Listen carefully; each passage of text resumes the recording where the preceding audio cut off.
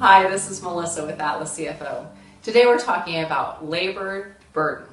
What this means is we're going to talk about not only the wage that you're paying your employee, but all the additional costs that it takes to have that employee. Make sure you capture those costs, you understand the costs, and you can use it to make more money. So we have kind of a funny illustration today to show you what labor burden is. And we hope that it helps really make it clear what this means for the employees. So the first thing I'd like to put in your head is that labor burden is like an employee and a backpack. And that backpack is, well, I guess for this sake, it's their burden. And their burden is all the costs that you as the employer pay for to make sure that that employee is taken care of. So let's take a look at our first employee.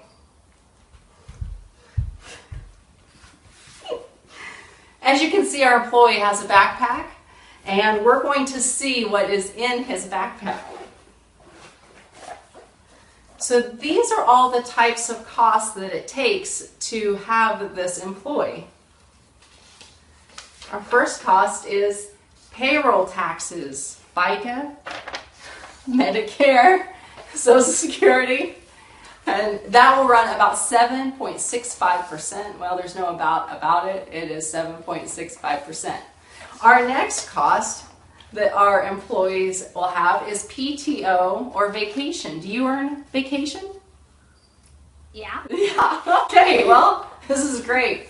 So our employee earns vacation, so we need to take those costs and include it with our employee. Health insurance. So you have health insurance in this plan that you're in, huh? Yeah. Yeah, well, you're pretty well taken care of employee. So let's see what else our employee has for costs. Work comp and general liability insurance. So apparently we are covering him with work comp. It's never too early to start a retirement plan for your employees. Sometimes he even gets a bonus. You ever gotten a bonus? And for this one, safety would be very important. He would be the one that would need some safety costs. So this employee is one of our standard employee, and all of these costs go right along with him. And we can have employees with more or less of these costs, but we're going to use this employee as our baseline employee. And these are all the standard costs that you would have with an employee. Thanks, employee.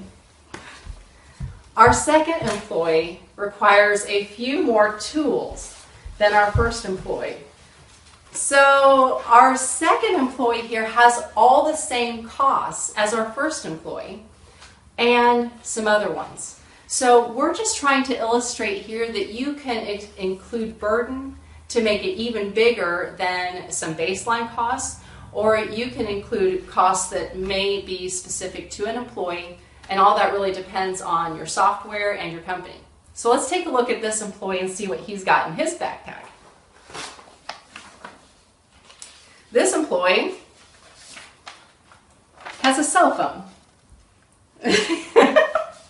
This employee has a truck. This employee needs fuel for their truck, and clearly we need insurance for this vehicle because of its driver. So this employee has a few extra expenses that we need to include because they have extra tools that they need. Now, some companies include these tools and some companies don't. They leave it at more of the baseline requirement. So we hope you enjoyed our description of labor burden. Thank you, employee. And that you understand that the true cost of an employee is not just the cost of their wage, but the cost of all the expenses that you cover for that employee. Hope you had a nice time and enjoyed it. And enjoyed our kids.